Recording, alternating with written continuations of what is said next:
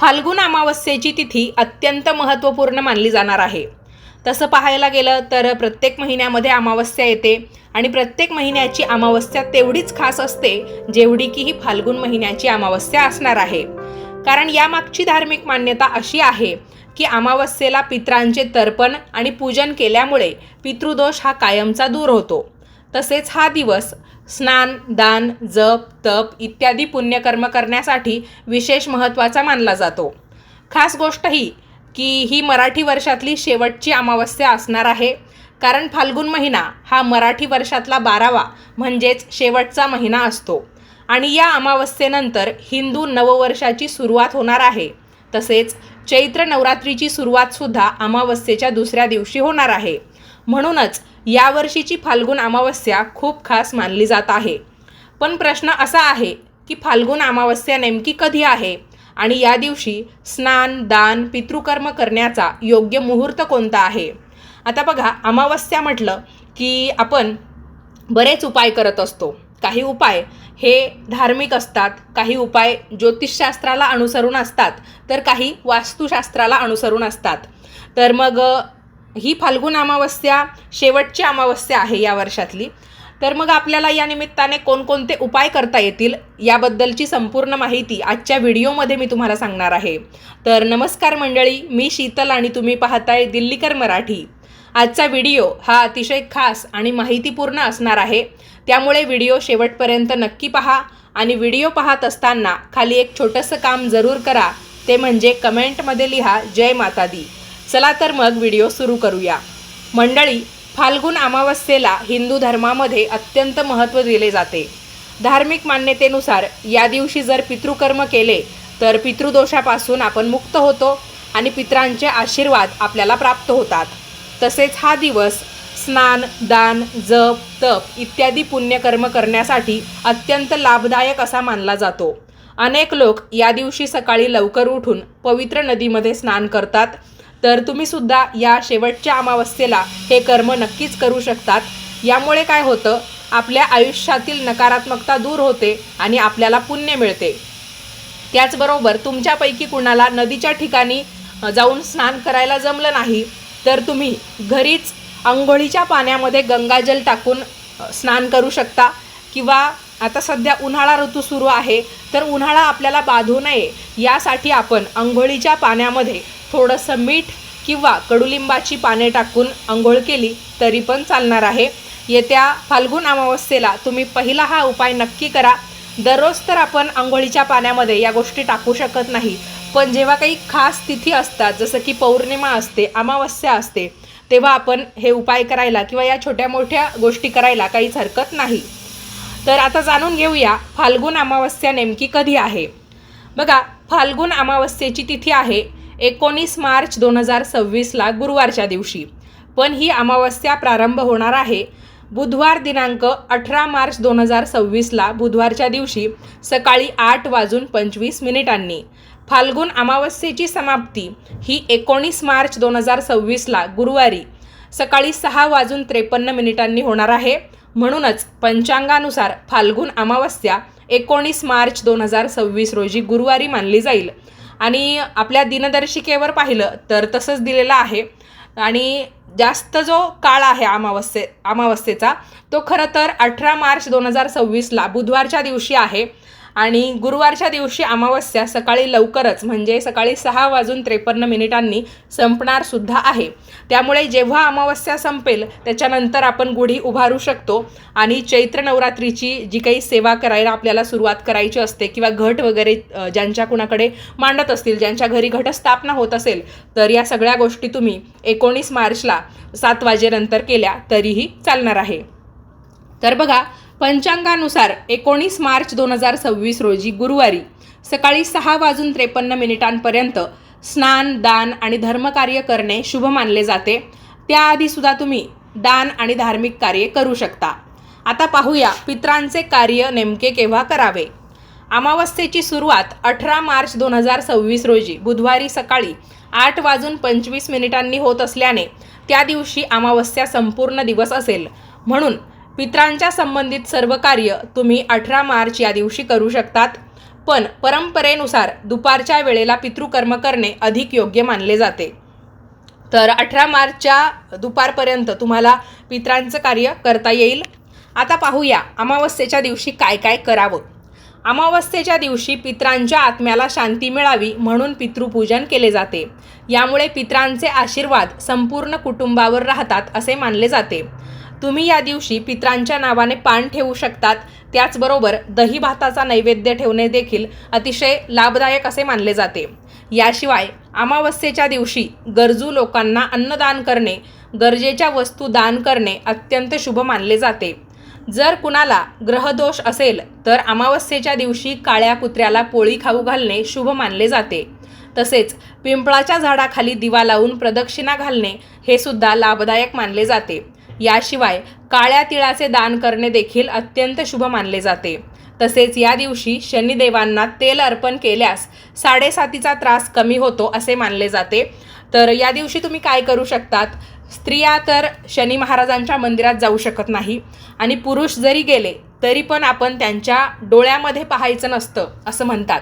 त्यामुळे आपली नजर खाली झुकवून मगच आपण शनी महाराजांचं दर्शन घ्यावं. त्यांच्या डोळ्यात डोळे घालून आपण त्यांचं दर्शन घ्यायचं नसतं, जे की आपण इतर देवी देवतांचं घेऊ शकतो.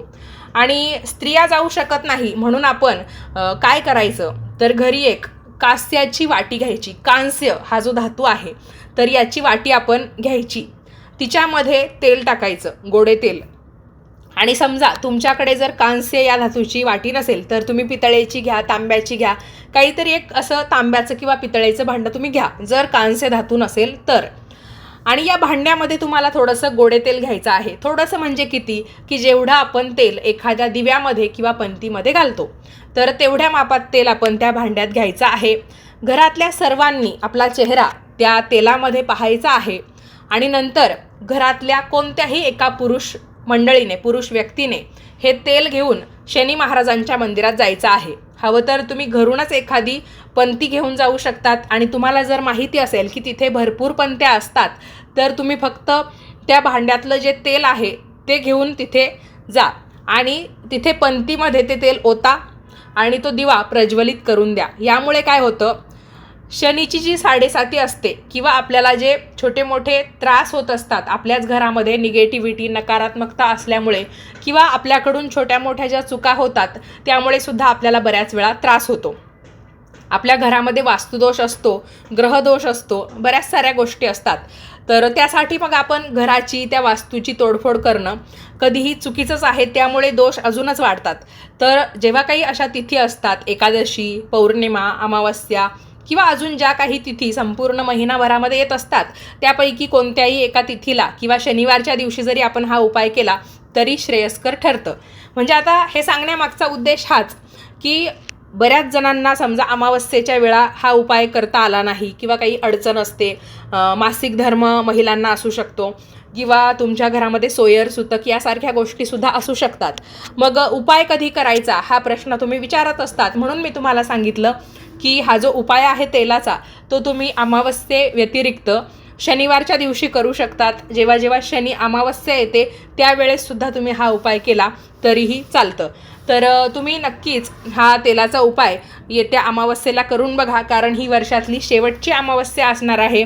आणि शेवटच्या अमावस्येबरोबरच आपले जे काही त्रास आहेत किंवा आपल्याला जे दुःख आहे, जे शनीची 7.5 आपण म्हणतो, तर त्यामुळे सुद्धा बरेचसे त्रास होत असतात आणि कधीकधी आपल्याला हे माहितीसुद्धा नसतं. तर जे काही असेल ते पण या शेवटच्या अमावस्येबरोबर आपला त्रास देखील निघून जावा म्हणून आपण हा उपाय करायचा आहे. आणि पुन्हा एकदा लक्षात घ्या की महिलांनी घरीच तेलाच्या त्या वाटीमध्ये आपलं प्रतिबिंब पाहावं, पण शनी मंदिरामध्ये त्यांनी काही जाऊ नये. शक्यतो हा नियम बऱ्यापैकी महिलांना माहिती असेल, पण ज्यांना कुणाला नसेल तर त्यांच्यासाठी ही माहिती होती. आता बघा, ही फाल्गुन महिन्याची अमावस्या आहे, शेवटची अमावस्या आहे, हे तर आपल्याला समजलं. आता या दिवशी आपण अजून कोणकोणते उपाय करू शकतो की ज्यामुळे आपल्याला एक ईश्वरीय कृपा प्राप्त होईल किंवा आपल्या घरामध्ये जे काही छोटे मोठे दोष लागलेले असतात किंवा ज्या गोष्टींचा आपल्याला त्रास होतो, मग आपल्या घरामध्ये वादावादी होते, कटकटी होतात, भांडणं होतात, घरामध्ये अशांतता राहते, बऱ्याच जणांच्या कमेंट्स येतात की आमच्या घरामध्ये एक लग्नाजोगी मुलगी आहे, लग्नाजोगा मुलगा आहे, म्हणजे विवाहयोग्य वर किंवा वधू आमच्या घरी आहे, पण त्यांचं काही लग्न जमत नाही, बरीच स्थळं येतात. तर ज्या काही अडचणी तुमच्या घरामध्ये असतील, मग कुणाचा आजारपण असेल किंवा दुसऱ्या काही गोष्टी असतील, जेही तुमचे प्रॉब्लेम्स असतील, ज्याही तुमच्या समस्या असतील, तर त्याच्यासाठी आता मी तुम्हाला पुढचे जे 2 उपाय सांगणार आहे त्यापैकी तुम्ही कोणताही एक केला तरीही चालेल. पहिला उपाय आहे की त्यासाठी आपल्याला रुद्राक्ष लागणार आहे. ज्यांच्या कुणाकडे रुद्राक्ष नसेल तर त्यांनी शिवलिंग घेतलं तरीसुद्धा चालणार आहे. शक्यतो रुद्राक्ष नसेल असं एकही घर आता आपल्या हिंदू धर्मामध्ये सापडणार नाही, कारण भरपूर सारी माहिती याबाबत आता ऐकायला पाहायला मिळते. आणि महिलांचं कसं, म्हणजे पुरुषांना कधी कधी वेळ नसतो, पण महिला या धार्मिक असतात, तर मग महिला नक्कीच जी गोष्ट आपल्या उपयोगाची आहे, ज्यामुळे आपल्या कुटुंबाचं कल्याण होणार आहे, तर ती गोष्ट आपल्या घरामध्ये घेण्याचा प्रयत्न करत असते. तर मग तुमच्या घरामध्ये समजा रुद्राक्ष असेल तर रुद्राक्ष घ्या, आणि रुद्राक्ष नसेल तर शिवलिंग घेतलं तरीसुद्धा चालेल. तर एक पितळेची वाटी किंवा आपलं जे धान्याचं, देवांना अंघोळ घालण्याचं ताट असतं, ताम्हण असतं, ते आपण घेतलं तरी पण चालेल. मग त्या भांड्यामध्ये आपण तो रुद्राक्ष ठेवायचा आहे, किंवा शिवलिंग घेतलेलं असेल तर शिवलिंग ठेवायचं आहे. आता या रुद्राक्षाला किंवा शिवलिंगाला आपल्याला पाण्याने स्नान घालायचं आहे. त्यासाठी तांब्यात पाणी घ्यायचं. एक पूर्ण तांब्याभर पाणी आपल्याला लागणार आहे. तर तुम्ही या रुद्राक्षाला किंवा शिवलिंगाला स्नान घालताना 12ही ज्योतिर्लिंगांची नावं घ्यायची आहे. तर 12 ज्योतिर्लिंगांचा एक सेपरेट असा मंत्र आहे, किंवा ज्याला आपण थोडासा तो मोठा असल्याने श्लोकसुद्धा म्हणू शकतो. तर हा 12 ज्योतिर्लिंगांचा मंत्र किंवा श्लोक तुम्ही त्या शिवलिंगाला किंवा रुद्राक्षाला स्नान घालताना म्हणायचा आहे. आणि समजा तुम्हाला तो म्हणता येणार नसेल तर तुम्ही एक एक करून सर्व ज्योतिर्लिंगांची, म्हणजे 12ही ज्योतिर्लिंगांची नावं घेतली तरीही चालेल. तसं मी तुम्हाला पहिल्या कमेंटमध्ये तो मंत्र किंवा श्लोक लिहून देते, तुम्ही तो पाहून म्हणू शकता.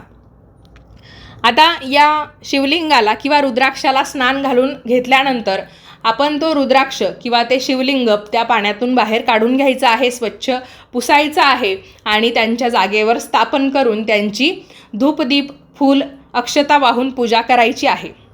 तर एवढी पूजा झाली. आणि शिवलिंग असेल तर तुम्ही गंध म्हणून त्यांना भस्म वाहू शकता, चंदन वाहिलं, गुलाल वाहिला तरी पण चालेल.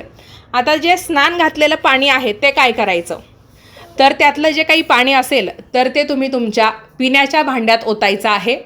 आणि जे राहिलेलं पाणी असेल, म्हणजे काही पाणी तुम्ही तुमच्या पाण्याच्या भांड्यात ओतलं, आणि जे राहिलेलं पाणी असेल तर ते तुम्ही तुमच्या उंबरठ्यामध्ये शिंपडायचं आहे.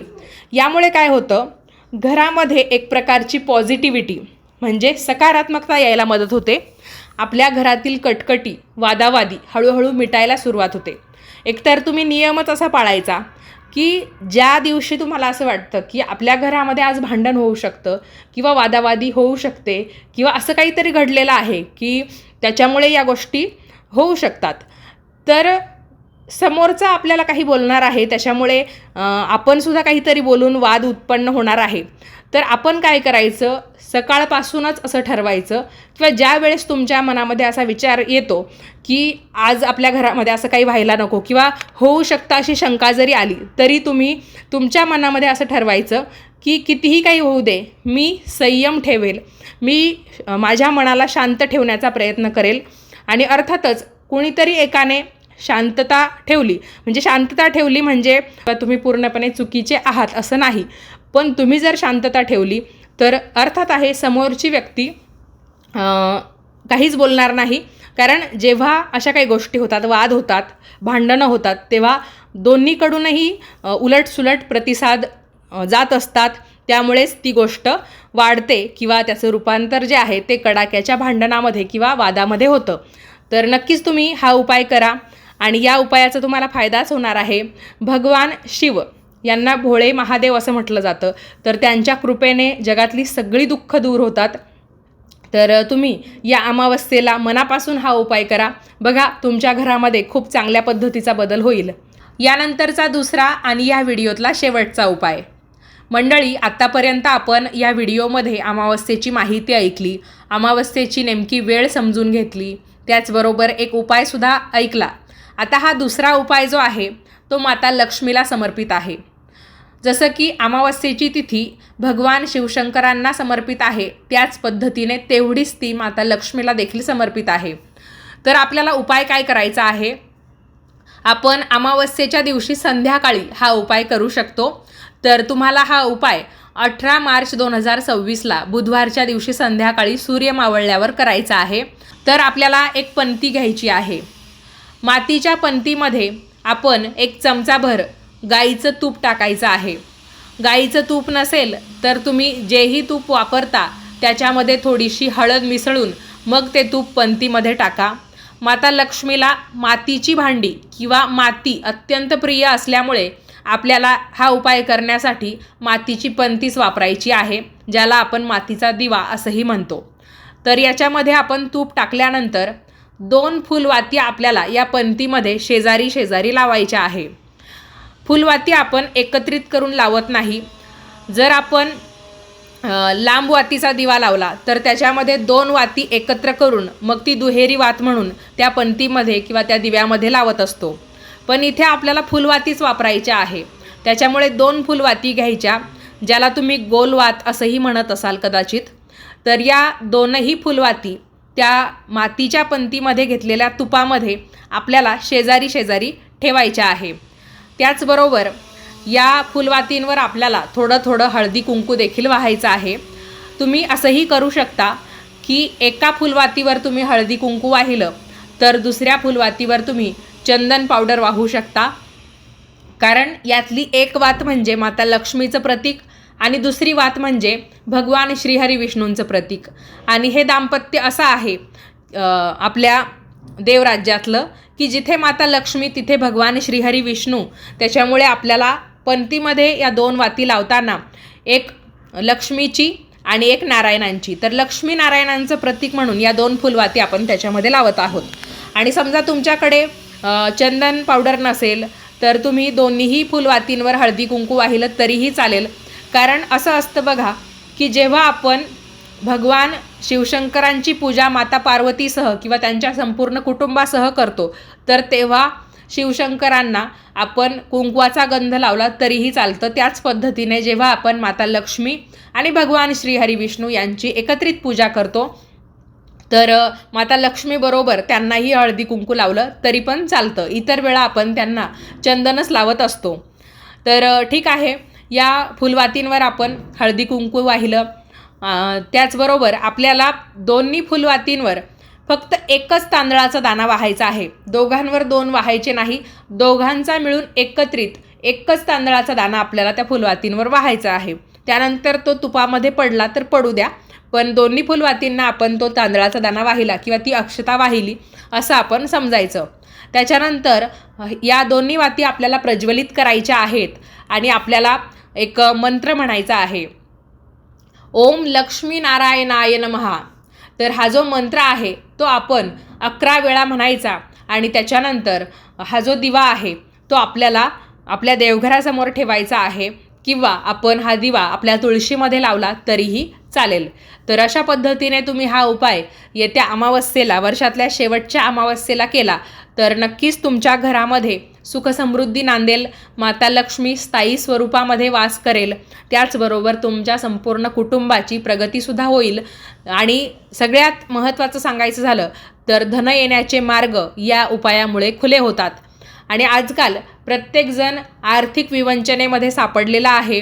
आपल्याला आपल्या कष्टांना म्हणजे आपल्याला असं वाटतं की आपल्या कष्टाला नशिबाची सुद्धा साथ मिळाली पाहिजे आणि नशिबाची सुद्धा साथ असेल तरच आपण पुढे जाऊ शकतो. बऱ्याच वेळा असं होतं की आपण आपल्या कामामध्ये भरपूर काही कष्ट करतो पण आपल्याला पाहिजे तसं काहीच मिळत नाही आणि आपण नेहमी नाराज असतो, दुःखी असतो, कष्टी असतो. जर तुम्हालाही असं वाटत असेल की आपण करत असलेल्या कष्टांना, आपण करत असलेल्या कामाला नशिबाची सुद्धा साथ मिळावी तर येत्या फाल्गुन महिन्याच्या अमावस्येला तुम्ही हा उपाय अगदी मनापासून करून पहा. माता लक्ष्मीच्या कृपेने, भगवान श्रीहरी विष्णूंच्या आशीर्वादाने तुमचं हे कामसुद्धा अगदी व्यवस्थितपणे पूर्ण होईल. तर मंडळी, आजच्या व्हिडिओतली माहिती तुम्हाला कशी वाटली ते मला कमेंट करून नक्की कळवा. व्हिडिओ आवडला असेल तर लाईक करा, जास्तीत जास्त लोकांना पाठवा आणि याच पद्धतीचे नवनवीन माहितीचे धार्मिक आध्यात्मिक व्हिडिओ पाहण्यासाठी आजच आपल्या दिल्लीकर मराठी या यूट्यूब वाहिनीला नक्की सबस्क्राईब करा. आपण भेटूयात पुढच्याच नवीन व्हिडिओमध्ये. तोपर्यंत सर्वांनी काळजी घ्या. हा व्हिडिओ शेवटपर्यंत पाहिलात त्याबद्दल तुम्हा सर्वांचे खूप खूप धन्यवाद. नंबर 1 वशीकरण स्पेशालिस्ट पंडित सुदर्शन भट गुरुजी. एक फोन करा आणि 3 दिवसात शाश्वत बंधन करून देतात. Phone number 7888 157517.